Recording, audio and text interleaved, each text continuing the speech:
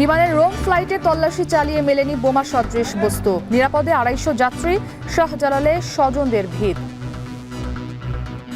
10টার দিকে ফোন দিয়েছে, বলছে যে ভাইয়া বাইরে হতে দেরি হবে, মনে হয় যে কোনো একটা ঝামেলা হয়েছে।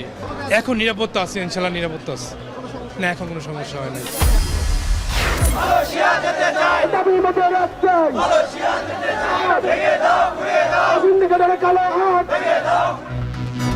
মালয়েশিয়া যেতে না পারা কর্মীদের বিক্ষোভ, প্রবাসী কল্যাণে স্মারকলিপি।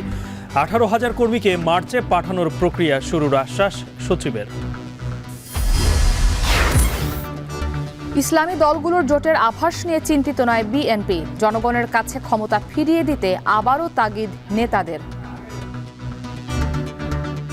এই আলোচনায় আমাদের তেমন কোনো দ্বিমত নাই, আমরা একমতই হয়েছি।